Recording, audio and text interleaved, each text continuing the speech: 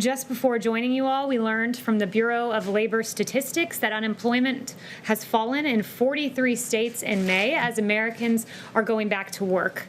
Also, I would like to re-emphasize the numbers that Director of the NEC, Larry Kudlow, shared with you all yesterday, that the CBO predicted that in the third quarter we will get plus 20% GDP. They've predicted in Q4 we will be at plus 20% GDP. And top economist Ed Hyman says that in Q1 of 2021, he's predicting plus 5 in GDP. And this would put GDP above its 2019 peak. That's right. So pre-coronavirus numbers, should those predictions pan out. We are back and we will be booming. Second to finally, we are encouraged that we continue to gather positive data on a number of therapeutics. Heparin, dexamethasone, or steroids, as it's more commonly known, convalescent plasma, and remdesivir have all shown promise in treating coronavirus. Preliminary findings in a large UK-based recovery trial found that when steroids were used, there was a 30% reduction in death for coronavirus patients on ventilators. The FDA is reviewing this recovery trial data now. Additionally, on convalescent plasma, there is more encouraging news in partnership with Mayo Clinic. The Trump administration moved very quickly on this therapy in its earliest days, recognizing that it showed promise. Though through the FDA, Mayo Clinic, and the administration's work in our hand-in-hand partnership, we've found that this treatment is very promising.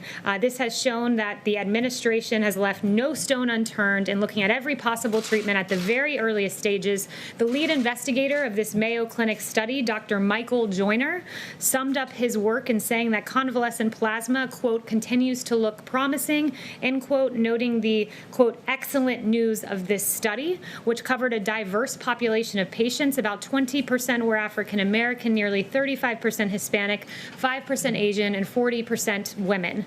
Prior experience with respiratory viruses and some data that have emerged globally suggests that convalescent plasma has the potential to lessen the severity or shorten the length of the illness caused by COVID-19. The results from Mayo underscore that promise. As you can see, the Trump administration and the FDA led on identifying convalescent plasma as a therapeutic, and the results are encouraging. Finally, I wanted to share some words from President Trump. Juneteenth reminds us of both the unimaginable injustice of slavery and the incomparable joy that must have attended emancipation. It is both a remembrance of a blight on our history and a celebration of our nation's unsurpassed ability to triumph over darkness. That ability is rooted in the fundamental goodness of America and the truths upon which we as a nation declared an end to our status as the subjects of a monarch and emerged as a free and independent people. Those truths that all men are created equal by the hand of God, endowed by our Creator with the right to life, liberty, and the pursuit of happiness. And with that, I'll take questions. Mario. Thank you, Kayleigh. I'm wondering, given what we're seeing in markets and they're a little bit jittery given a rise in cases, any reason why the coronavirus task force hasn't been coming out to update us? Will they? And then also, have they been consulted on the rally for tomorrow? So the coronavirus task force meets regularly. They're constantly reviewing data. They're constantly working with governors to ensure that we have safe reopenings across the nation. As for coronavirus task force briefings, those happened in the very early days of COVID-19 and the pandemic. We were making major decisions on travel bans, major decisions on supplies and PPE and therapeutics. And it was very important that those decisions be shared with the nation. Now we're in a more regular routine where when we see a spike or an ember, as the president calls them, we're able to quickly go and put it out. And we have that system in place. We don't have regular updates for you other than the updates I give you as news merits. And I'm regularly in consultation with Dr. Birx and the others. Yes, Steve. Kayleigh, two questions for you. First, on the president's tweet this morning regarding the Tulsa rally, when he said, what did he mean when he said any protesters wouldn't be treated like they were in New York, Seattle, and Minneapolis? Is the president indicating that the right to peaceably assemble should not apply to his rally? No, that's not at all what he was saying. What the president was noting is that there were inexcusable scenes that we saw play out in New York and Seattle and Minneapolis, and that we would not see Tulsa, Oklahoma look that way. As the Mayor Bynum noted, individuals from organized groups who have been involved in destructive and violent behavior in other states are planning to travel to the city of Tulsa for the purposes of causing unrest in and around the rally, and that was an unacceptable proposition. We will not see things like what we saw in Minnesota, where rioters lit an AutoZone on fire, or also in Minnesota, where protesters torched a police precinct, or in Seattle, where they've now set up a place called CHOP. They've taken over a part of the city, anarchists have, or the pillaging or the ambushing of 2 NYPD police officers who were on looting watch. One was stabbed in the neck and then shot 2 other officers who later arrived on the scene. So those kinds of scenes are unacceptable, and we will not see that in Tulsa, Oklahoma. He doesn't mean all protesters? No, what he was meaning are violent protesters, anarchists, looters, the kind of lawlessness that we saw play out before President Trump came in with the National Guard and calmed our streets with law and order. And just the second question, sorry. On DACA, the president again tweeted this morning that he was going to move ahead with trying to end that program. What is the time frame on that? When should we expect to see something from the Department of Homeland Security on that? And why is the president doing that, even when he has conceded that he believes that the immigrants who were brought here as children under no fault of their own should be taken care of? So first, one note on DACA. One thing I would say about yesterday's ruling is that really this was a situation where you had all of the justices saying that President Trump was essentially right on the law on DACA. You had the majority, and the majority opinion, quote, "The dispute before the court is not whether DHS may rescind DACA. All parties agree that it may be rescinded. The dispute is instead primarily about the procedure the agency followed in doing so." So in other words, President Trump was right on the law here.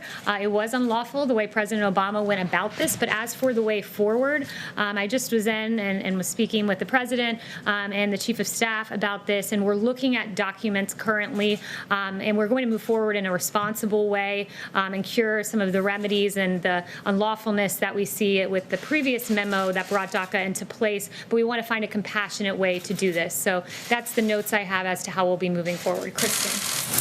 Thank you, Kayleigh. Now that we're about 24 hours away from this rally tomorrow in Tulsa, you have the World Health Organization director saying that the world is in a new and dangerous phase in terms of COVID cases. You have cases rising in Oklahoma. You have the Tulsa mayor declaring a civil emergency. Given all of this together, are there any discussions, any reservations within the West Wing about going forward with this indoor rally tomorrow in a state where COVID cases are on the rise? Well, first, let me note about the civil emergency. Bynum declared a civil emergency after law enforcement informed the mayor about the individuals from the organized groups that I just noted who are intent on engaging in destruction. But with regard to Oklahoma, I would refer you to Governor Stitt's comments. He said yesterday we went to phase 3 on June 1st, so we're 56 days into our reopening plan, and currently we have under 200 people in the hospital across Oklahoma, and he welcomed the president and his supporters for coming. But I guess my question is, behind the scenes, are there any White House officials, just expressing a bit of reservation about going forward 24 hours out? So we are all on board with going to Oklahoma. We're taking appropriate measures like hand sanitizing and temperature checks and masks being provided at the door. But I'd also note to you from the governor of Oklahoma that he says that most of the cases he's seeing are in the 18 to 35 group, where they're seeing a slight increase, and they are asymptomatic individuals, a lot of what they're seeing. And in addition to that, I would also just note that he said that this slight increase was expected as they began to safely reopen 56 days prior. Jen, yes. So hopefully, I'll limit you to 20 questions today. How about that? Thanks, Kayleigh. Will any White House officials be at the rally tomorrow? There will be several White House officials at the rally tomorrow. Will those officials, or will you be there, for example? I will be there. Will you and other White House officials be wearing masks at the rally? It's a personal choice. I won't be wearing a mask. I can't speak for my colleagues. And why won't you wear a mask? Is it sort of a personal political statement? Is it because the president would be disappointed in you if you don't wear a mask? It's a personal decision. I'm tested regularly. I feel that it's safe for me not to be wearing a mask, and I'm in compliance with CDC guidelines, which are recommended wanted but not required. And if I can ask you about last night, the president tweeted out some fake videos, one of which was labeled manipulated media by Twitter. Why is the president sharing fake videos on Twitter about two toddlers who are obviously showing a lot of love for one another? It seems as though he's exploiting children to make some sort of crass political point. Why is he sharing fake videos? He was making a point about CNN specifically. He was making a point that CNN has regularly taken him out of context, that in 2019, CNN misleadingly aired a clip from one viewpoint repeatedly to falsely accuse the Covington boys of being students in MAGA gear harassing a Native American elder. That's a harassing video, a misleading video about children that had really grave consequences for their future. So you're saying it's okay to exploit two toddlers hugging one another on a sidewalk to make some sort of political point. As you know, the president has described members of the press as fake news during the course of this administration. When you share fake videos like that, doesn't that make you fake news? I think the president was making a satirical point that was quite funny if you go and actually watch the video. I think he was making a satire. The point is it was a play on CNN repeatedly taking the president out of context. Like the time when you guys had a chyron that read, "Trump slams some illegal immigrants, they're animals." Well, guess what? The people we called animals were MS-13 illegal immigrants who regularly mutilate people in this country. Those things are entirely misleading. You don't mind pointing out the president has referred to some Mexican immigrants as rapists. He has tried to pass a Muslim ban in this country.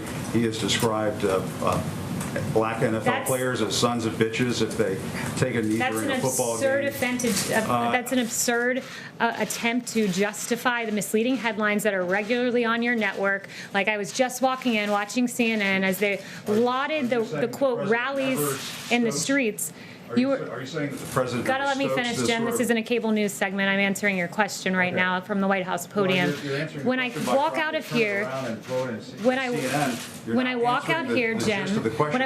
Jim, and I see on your network celebratory headlines about the rallies and the protests outside. And you actually said protests and rallies. So in light of a protest, if these gatherings happen in light of a protest or a rally, as you say, that rally is to be condoned, but not the president's rally. I mean, it's appalling. You have one person on your network saying that this is a celebration in the streets, a carnival-like atmosphere. There's a guy with a sign that says free hugs.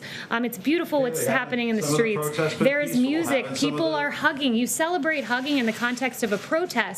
But in a Trump rally where we celebrate historic low African American unemployment, criminal justice reform, HBCUs, that rally is not allowed because guess what, Jim? It doesn't fit the ideological agenda of CNN. Peter Alexander. Let me ask if I can, Kayleigh, why does the president keep hiring people who are dumb as a rock, overrated, way over their heads, wacko, and incompetent?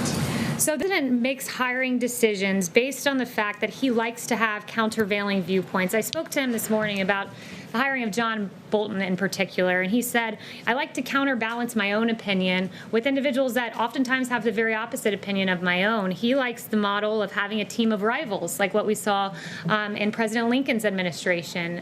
I've been a part of that. I often see rigorous debate, and the president uses his gut and makes the best decision as to how to move forward. So that's what goes into his hiring practices, and I think the team of rivals with President Lincoln worked quite well. There's obviously value in hiring a team of rivals. It's worked well in the past, but then if you're going to hire rivals, why hire rivals who are dumb as a rock, overrated, way over their heads, wacko, and incompetent? How does that help? Well, sometimes those rivals prove those labels to be true, and that's particularly true in the case of John Bolton, who repeatedly praised the president, then turned. He's been widely criticized by the New York Times for his book. I think John Bolton has proven himself to have those labels as true. Let me follow up just on Juneteenth, Kayleigh, it's important. If I can follow up quickly, just on Juneteenth, if I may. We're not going to get to everyone in the room. The 20-question rule applies to everyone. Yes. So I'll take the 20 questions if it applies to everyone. Then I've only done 2 so far. For my third one, I'd like to ask, does the president support Juneteenth as a federal holiday? And yesterday, in an interview with the Wall Street Journal this week, the president was speaking about Juneteenth, and he said that nobody had ever heard of Juneteenth. What does that say about the president's relationship to the black community if he would say that when millions of African Americans in this country commemorate it each year? Well, look, what I would say is this president's routinely commemorated Juneteenth. The president, what he said is... You said he learned about it this week. No, he did not say that. As Secretary Carson emphasized, I talked to the president about the Juneteenth event. I was pleasantly surprised about how much he knew about it, the whole history of it. He did not just learn about Juneteenth this week. That's simply not true. And as to Juneteenth, there were a lot of people who didn't know what Juneteenth was, and Google searches prove that. And you can see, I looked at the chart on Google searches on Juneteenth, and this year they went like this, and that's thanks to President Trump. Yes. I wanted to ask if the White House is planning to issue an executive order in the coming days to suspend visas for foreign workers, and any detail you can provide in terms of what types of visas, for how long that would last, etc. So I have no announcements on that front today. I'm aware of the reporting, but no announcements. Okay, could I follow up quickly and ask if the president plans to take any health precautions at the rally tomorrow? We are administering hand sanitizer, masks to those who are in attendance should they decide to wear them, and we are taking temperature checks. Daniel. Hi, Kayleigh. Arizona's seen surging coronavirus cases, as well as Texas and Florida. Does the president think that they should all keep doing what they're doing, or is he concerned about this rise in cases and how to stop that? This is a state-led reopening with the assistance of the federal government and our medical experts, so we're regularly consulting with each state. It's their decision as to whether they remain their reopening processes, but we're very confident that they will be able to get it under control. We've had CDC deploy teams to 4 states, and when we see these spikes in cases a lot of times, and we're able to isolate them and stop the spread further. So with the help of the federal government, these states should be able to safely continue reopening, though it is their decision whether to do so. And what does the president think of his niece, Mary Trump's new book that's coming out? Yeah, so on the Mary Trump book, what I would say is this. I haven't seen the book. The president hasn't seen the book, so I'm not going to sit here and speculate about what it may say or what it may not say. David. Given all the hoo-ha over Tulsa, isn't the president taking a big risk this weekend? Because if things go south on Saturday, isn't that going to make it harder for him to schedule rallies in the future? Look, I think that we are confident that we can operate safely in Tulsa. As I noted at the beginning of this, Governor Stitt said under 200 people are in hospitals across Oklahoma. Most of those, a lot of those, between the ages of 18 and 35. So we're confident that we can do this safely, and we're very much looking forward to going to Oklahoma. Why haven't y'all scheduled more rallies? Are y'all waiting to see how things turn out on Saturday? That would be a question for the campaign. Yes. Yes, thank you, Kayleigh. 2 quick questions. In an interview on NPR on Tuesday, Dr. Fauci said he hasn't spoken to the president in, quote, 2 weeks.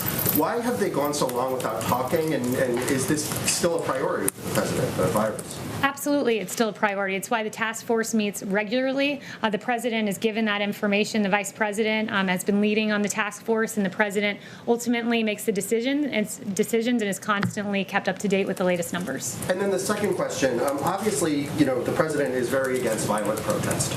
He's spoken out specifically against anti-fascists who've been responsible for some of this violence. But in terms of his personal ideology, is the president an anti-fascist? The president is absolutely anti-fascist. What he's against also is lawlessness. He's against anarchy. He's against what we've seen in our streets. He's against the fact that you have in a city block in Seattle, multiple city blocks taken over by anarchists. It's amazing. You have the Seattle Police Chief Carmen Best saying, quote, our 911 response times have tripled in the area. They've gone from just over 5 minutes to about 18 minutes. There have been rapes, robberies, and all sorts of violent acts that have been occurring. He's against fascism. He's against anarchism. And he is for rule of law and the American way. Kristen. Thanks, Kayleigh. The EU nations are starting to ease their travel restrictions between their own borders. Is the president planning on rolling back the EU travel restrictions? He said back in May that he'll probably ease them out sometime in the future. The president knows that the travel restrictions were a very important component to saving lives. Almost 3 million could have perished, and those travel restrictions were instrumental in taking early action and saving American lives. He monitors the data constantly. No plans now as to lifting those, but it's ultimately the decision of the president. He's guided by data and the safety and health of the American people. And then on China, they just announced that during the negotiations with Secretary Pompeo, they're going to accelerate their ag buys. They weren't meeting the phase 1 ag buys. Does this mean anything for a potential phase 2 deal? Obviously, to stall the coronavirus, but I have no announcements on that front. I haven't spoken to the president on that specific matter. Yes. Back to DACA, if you would please. After the Supreme Court decision the other day, the U.S. Conference of Catholic Bishops issued a statement. I'll just read it briefly. Next, we urge the President Trump, to strongly reconsider terminating DACA. Immigrant communities are really hurting now amidst COVID-19, and moving forward with this action needlessly places many families into further anxiety and chaos. Will the President consider the bishops' appeal in this? Well, the president said to me, I'm going to take care of DACA far better than the Democrats ever did. Democrats had 2.5 years to make a deal on DACA. They didn't do it. He wants to take care of these individuals, but it needs to be done in a lawful way, and it needs to be done in accordance with assuring that our border is safe, that it's protected, that we have an end to lawless immigration and MS-13 and the havoc that we've seen wreaked in this country. So he's for a measured response, and he's offered deals to Democrats previously that have been rejected. So Democrats really seem to be using the DACA recipients as pawns, and that is despicable. Emily. Thank you, Kayleigh. Given that the campaign had attendees at the rally on Saturday sign a waiver to indemnify the campaign if they should get sick with the coronavirus, would the president consider starting or contributing to a fund for the sick or the bereaved if we see a spike in cases come out of the rally Saturday? I think that's a hypothetical, and that's a speculative question. Yes. Thank you, Kayleigh. Looking towards the election, we know that the Biden campaign is pushing back on adding any additional debates to this schedule. How many debates would the president be willing to participate in? Yeah, so the president talked about this yesterday. The president is happy to debate when given the opportunity. Right now there are 3 debates, and he's happy with that, but certainly if others were proposed, he'd be willing to look at them, and he very much looks forward to those debates.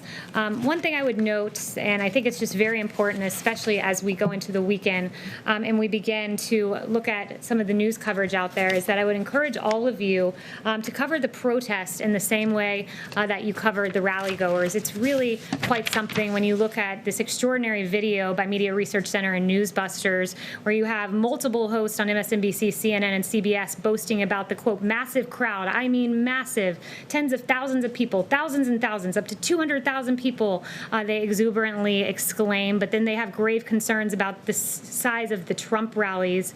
You have MSNBC contributors saying social justice over social distancing. But when the president looks to celebrate the accomplishments for minority and communities in this country, our rallies are derided as breeding grounds for coronavirus, while Lawrence O'Donnell celebrates arm-in-arm protests. So I really think that we should have internal consistency here in the way we cover large crowds. We should be guided by science, not cherry-picking science, as I see all too often on the airwaves, especially from CNN. Stay safe. Happy Father's Day to all. Thank you. Have a good weekend. And healthy. Well, that was a briefing for the books, everyone. We